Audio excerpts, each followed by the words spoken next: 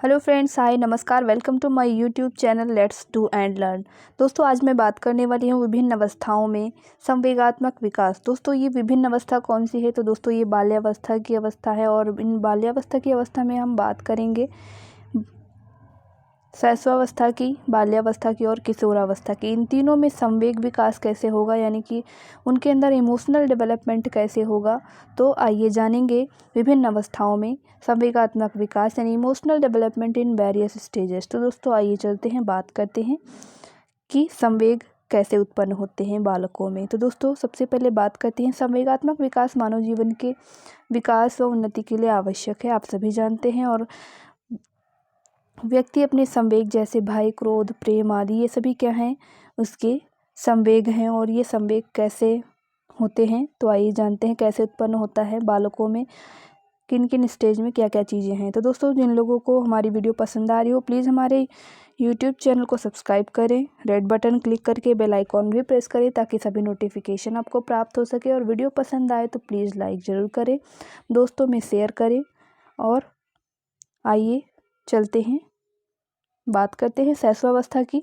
तो दोस्तों, शैशवावस्था में क्या होता है, संवेगात्मक विकास किस प्रकार होता है, इसे हम समझेंगे यहाँ पर, यानी emotional development in infancy stage. दोस्तों, क्या होता है इस स्टेज में, आइए जानकारी प्राप्त करते हैं। सबसे पहले पहला पॉइंट कहता है कि शिशुओं का संवेगात्मक विकास धीरे धीरे अस्पष्टता की ओर होता है। तो दोस्तों, अस्पष्टता मतलब कि जो स्पष्ट रूप से दिखाई न दे, यानी कि संवेगात्मक विकास जो होगा बालक के अंदर, शिशुओं के अंदर, वो क्या होगा?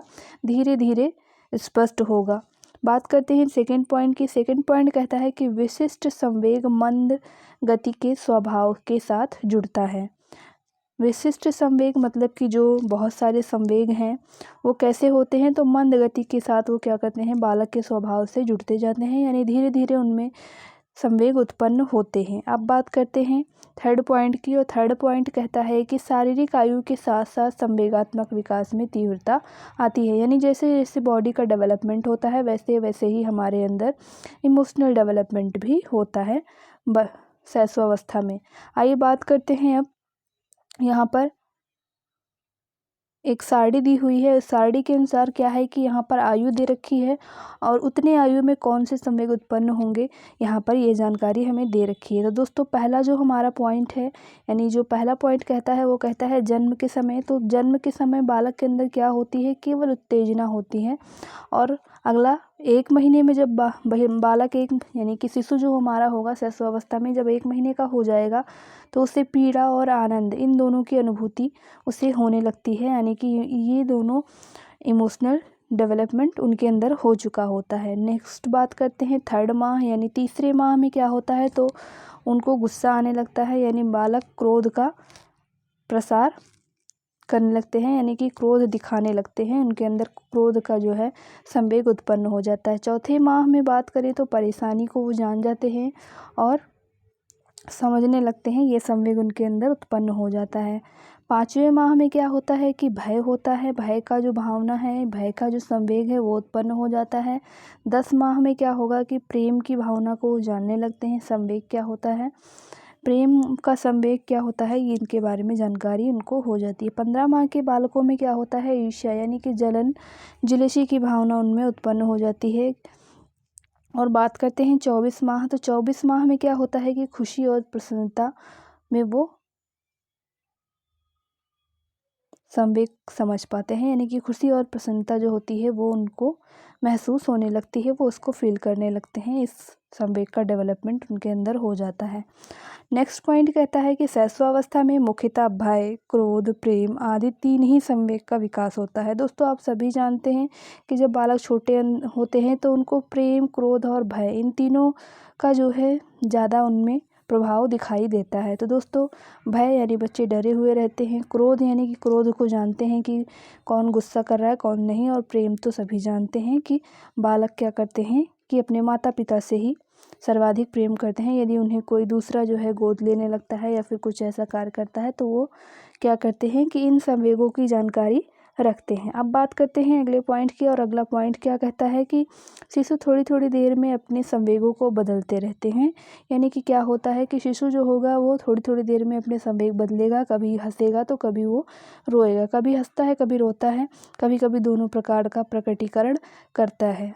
तो दोस्तों ये था इम्पॉर्टेंट पॉइंट। नेक्स्ट पॉइंट कहता है, बहुत ही इम्पॉर्टेंट पॉइंट है, शैशवावस्था का अंतिम चरण में वातावरण संवेगात्मक विकास को प्रभावित करने लगता है। यानी अब क्या हुआ, यहाँ पर इन्वायरमेंट आ गया और इन्वायरमेंट का फ़र्क पड़ने लगता है बच्चों में। बाल्यावस्था में संवेगात्मक विकास कैसे होता है आइए जानते हैं। तो यानी emotional development in childhood stage. तो दोस्तों आइए देखते हैं इस अवस्था में क्या है, कैसे संवेग उत्पन्न होता है। तो पहला पॉइंट यहाँ पर कहता है कि इस अवस्था में संवेगों में स्थायित्व आना प्रारंभ हो जाता है। यानी कि क्या होता है, जो संवेग होते हैं वो उनमें स्थिरता आ जाती है, एक संवेग कुछ देर तक टिकते हैं। जैसे अभी हमने बात किया था कि बालक के अंदर क्या होते हैं, संवेग परिवर्तित होते रहते हैं, तुरंत ही वो गुस्सा होते हैं, तुरंत ही वो जो है शांत भी हो जाते हैं। लेकिन यहाँ पर क्या होता है कि संवेग का स्थायित्व होता है, यानी संवेग अगर एक संवेग कोई है उस टाइम पे तो पर्टिकुलर वो वहाँ पर रहेगा कुछ देर। बालक संवेग व समाज के नियमों में समायोजन करने लगते हैं, यानी उनमें क्या होता है, एसिमिलेशन की पावर हो जाती है, वो अपने आप को मॉडिफाई करते हैं समाज के अकॉर्डिंग। थर्ड पॉइंट कहता है कि वह प्रत्येक क्रिया के प्रति प्रेम, ईर्ष्या, घृणा व प्रतिस्पर्धा की भावना को प्रकट करने लगते हैं। यानी ये सभी चीज़ें वो दिखाने लगते हैं कि प्रेम, ईर्ष्या, घृणा और प्रतिस्पर्धा यानी कि कंपटीशन की भावना का वो प्रकटीकरण करते हैं। अब बात करते हैं अगले पॉइंट की। अगला पॉइंट कहता है कि माता पिता द्वारा बताए कार्य के प्रति वह हाँ या ना कहकर चुप रहता है और बाद में झूठ बोलकर अपने की उपेक्षा से बचाता है। यानी कि वो बातें बनाने में भी वो क्या होता है, चपल हो जाता है। अगला पॉइंट कहता है कि इस अवस्था के अंतिम चरण में क्या करता है, संवेग पर वो नियंत्रण करना सीख जाता है। यानी कुछ बालक आप देखते होंगे कि बनावटी कार्य करने में सफल हो जाते हैं और उनके अंदर ऐसा संवेग उत्पन्न हो जाता है। अब हम लास्ट बात करते हैं किशोरावस्था में संवेगात्मक विकास की। तो दोस्तों emotional development in adolescence stage, तो क्या होता है इस स्टेज में आइए जानकारी प्राप्त करते हैं। एडोलसेंस स्टेज में किशोरावस्था में प्रवेश करने पर किशोर किशोरियों से अनुशासित जीवन व्यतीत करने का आशा यहाँ पर किया जाता है। आइए जानते हैं पहला पॉइंट क्या कहता है। तो दोस्तों पहला पॉइंट कहता है कि किशोर किशोरियों में प्रेम, दया, क्रोध, सहानुभूति आदि संवेग स्थायी रूप से धारण कर लेते हैं।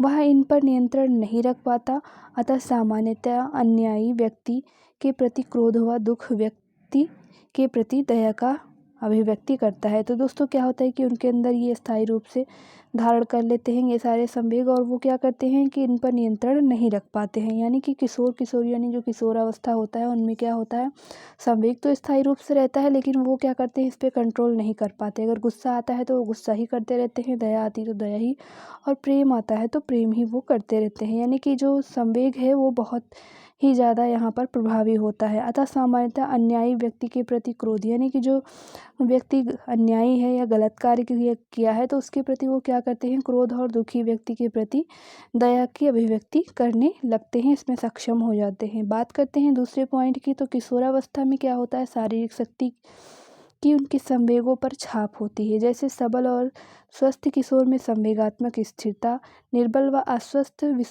किशोर में क्या होती है, संवेगात्मक अस्थिरता पाई जाती है। वैसे भी एक महत्वपूर्ण पॉइंट यहाँ पर निकल के आता है कि अगर आप स्वस्थ होंगे तो आपके अंदर क्या होगा, सारे ही संवेग उत्पन्न होंगे, और अगर आप स्वस्थ नहीं हैं तो क्या होगा, संवेग वहाँ पर पूर्ण रूप से प्रभावी नहीं हो पाएगा। अगला पॉइंट कहता है किशोर किशोरियों अनेक बातों के बारे में चिंतन करते हैं, और उदाहरण के लिए जैसे अपनी आकृति, स्वास्थ्य, सम्मान, धन प्राप्ति, शैक्षिक प्रगति, सामाजिक सफलता, ये सभी चीज़ों के बारे में वो सोचते हैं। किशोर ना तो बालक समझा जाता है और ना ही प्रौढ़, अतः उसे अपने संवेगात्मक जीवन में वातावरण से अनुकूलन में बहुत कठिनाई होती है। यदि वह अपने प्रयास में असफल रहता है तो उसे घोर निराशा होती है। ऐसी स्थिति में वो कभी कभी घर से भाग जाता है या आत्महत्या तक करने का प्रयास करता है। तो दोस्तों ये बातें भी ध्यान रखने वाली होती हैं किशोरावस्था में। लास्ट पॉइंट कहता है कि किशोरावस्था में असाधारण रूप से शारीरिक व मानसिक परिवर्तन होते हैं, आप सभी जानते हैं। और किशोर किशोरियों में दोनों में काम प्रवृत्ति इतनी तीव्र होती है कि वे उसके संवेगात्मक व्यवहार पर बहुत अधिक प्रभाव डालते हैं। जैसे कि क्या होता है कि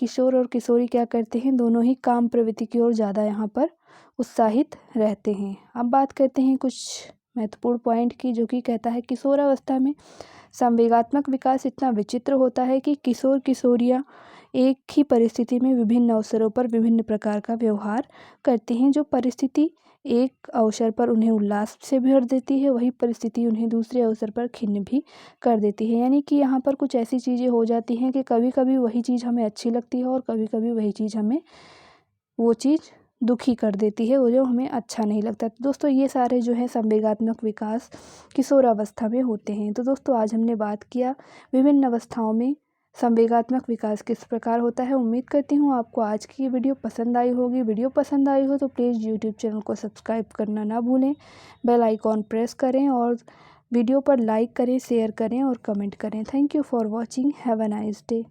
कीप इट अप।